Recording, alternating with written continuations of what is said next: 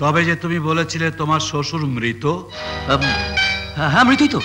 আসলে হয়েছে কি ফাদার, মেরি কাল রাতে স্বপ্নে দেখেছে বাবা ওর কাছে ছেলে হয়ে ফিরে এসছে। ও ভীষণ খুশি। এই সংবাদে আমি ভাবছি কি আমার কিছু করা উচিত। ক্রিসমাসের সময় এই চার্চের অনাথ শিশুদের জন্য আমি কিছু করতে চাই। বেশ তো করো, ক্রিসমাস আসুক কেমন, তখন করো। প্রভু তোমাদের মঙ্গল করুন।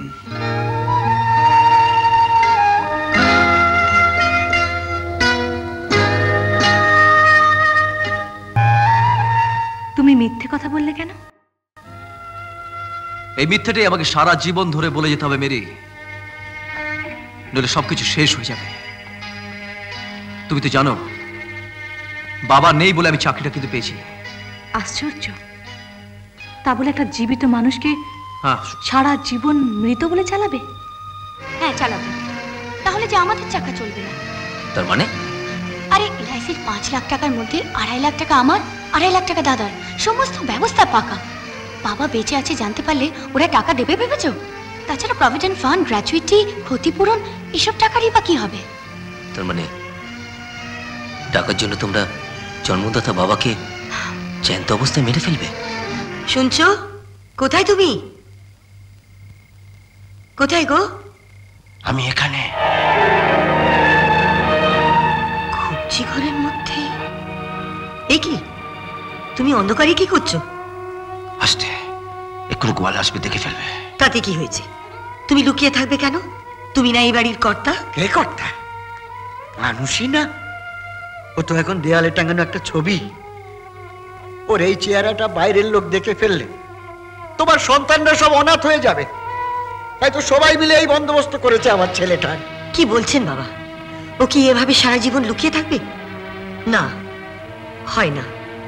চলো বাইরে এসো। হ্যাঁ বলছি না না, আমি ওকে ছাড়বো না। তুমি এত নিচে নেমেছো, একটা দুধের শিশুকে খুন করতে তোমার হাত কাঁপছে না? না কাঁপছে না। আগে বাচ্চাটাকে মারবো, তারপর তোমাকে মারবো।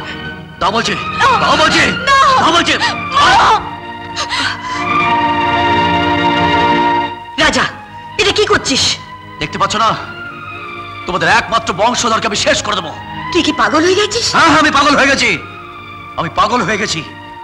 আর কিছুদিন পর সবাই জানতে পারবে যে আমার বাবা ফিরে এসছে, তখন আমার চাকরিটা চলে যাবে। বউ ছেলে নিয়ে আমি কি করবো? সেই তো তখন আমাকে উপোস করে মরতে হবে। তাই কালকে যা করতে হবে আমি সেটা আজকেই শুরু করছি, ওই বাচ্চাটাকে দিয়ে। ছি ছি ছি, এত নিচে নেমে গেছিস তুই? যদি তোর জন্মের সময় আমি জানতাম যে ভবিষ্যতে তুই একটা মানুষ না হয়ে একটা পশু হবি, অন্তরে তোকে মেরে ফেলতাম। কেন মেরে ফেলোনি? তাহলে তো আজ বেঁচে থেকে মৃত্যু যন্ত্রণা সহ্য করতে হতো না। রাজা, তোর বাবা বেঁচে ফিরে এসেছে বলে তুই মৃত্যু যন্ত্রণা সহ্য করছিস?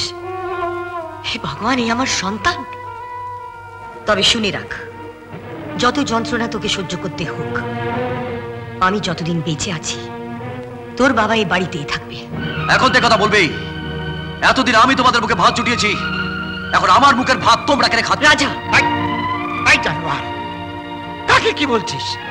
যে তোকে জন্ম দিল, মুখের দুধ খাইয়ে তোকে মানুষ করলো, তাকে এত বড় কথা বলতে তোর জিভ খসে পড়লো না? যাও, পুরো হাবরা কোথাকার, আমাকে কথা শোনাবা তুমি কে? আমি কে? দাদু, দাদু না, দাদু এরকম করবেন না, দাদু প্লিজ।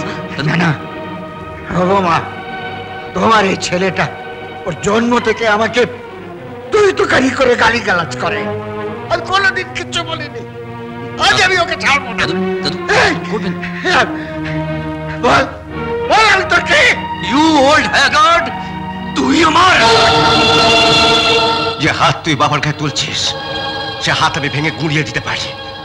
বাড়ি সকলকে ডেকে বলতে আমি বেঁচে আছি, তাহলে তোর চাকরিটা থাকবে না। ছেলে বউকে খাওয়াবে কি? তাই তোর সন্তানের কথা ভেবে আমি আমার কুলাঙ্গার সন্তানকে মাফ করলাম। বাবা, খবরদার, খবরদার, আমাকে বাবা বলে ডাকবি না। তোর মুখে বাবার কথা শোনা পাপ। তোকে তোকে বাবার জন্য ভগবানের কাছে আমরা মানত করেছিলাম। নিজে একবেলা খাবার ছেড়ে দিয়েছিলাম তোকে খাওয়াবো বলে। মুখে রক্ত তুলে কাজ করেছি তোকে লেখাপড়া শেখাবার জন্য। কিন্তু আজ বুঝছি সারা জীবনে আমি শুধু ভুলই করেছি। তবে নিশ্চিন্ত থাক, তোদের মঙ্গলের জন্য আজ থেকে আমি তোদের কাছে মৃত। হ্যাঁ, মৃত মৃত। ওর নাম তুই আমার কাছে করবি না রামু। আমার ছেলে অনেকদিন আগে মরে গেছে। কি যে বলেন বাবু, মারা যাবে কোন দুঃখে? কেমন সুখে ঘর কন্যা করছে, এখন আবার অনেক টাকাও পেতে চলেছে। টাকা? অনিন্দ টাকা পাচ্ছে। ওই ভিকিরির বাচ্চারা ওকে টাকা দেবে? গুল মারবি না রামু, গুল মারবি। গুল নয় বাবু, চন্দ্রবাবু মারা যাওয়াতে ওরা এলআইসি থেকে টাকা পাচ্ছে।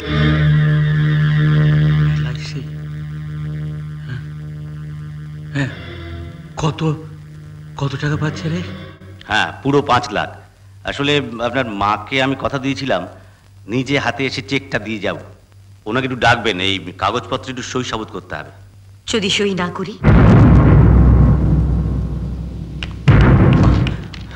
মা, আমি তোর পায়ে পড়ছি মা, সইটা করে দাও, নইলে অনেকগুলো টাকা হাতছাড়া হয়ে যাবে। তাছাড়া বাবা যে বেঁচে আছে সে তো আর বলা যাবে না। মাঝখান দিয়ে প্রাণ থাকতে আমার মুখ থেকে এই কথা বেরোবে না যে তোদের বাবা বেঁচে নেই। আরে কি ব্যাপার, আপনারা ওনাকে ঘিরে দাঁড়িয়েছেন কেন? সইটা করতে দিন, আসুন।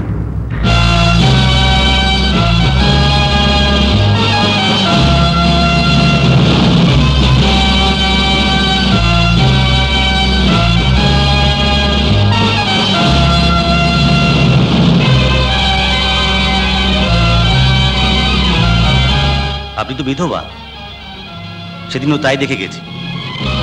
আজকে দেখছি স্মৃতিতে সিঁদুর, কপালে টিপ।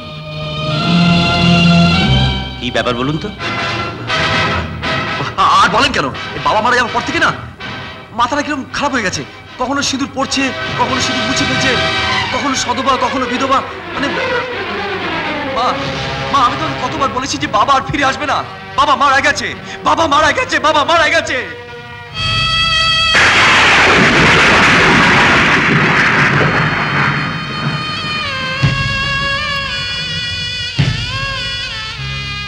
মায়ের সিঁদুর টিপ ছেলে আজ মুছে দেয়, অসহায় পিতা তার আধারেতে কেঁদে যায়। অর্থের লোভে আজ গর্ভের সন্তান হয়েছে পিশাচ, সে তো টাকা তার ধ্যান জ্ঞান। কোথায় যে চলে গেছে মানুষের ভগবান, জানে না আজকের সন্তান। ভালোবাসা, মমতা, মায়ার স্নেহে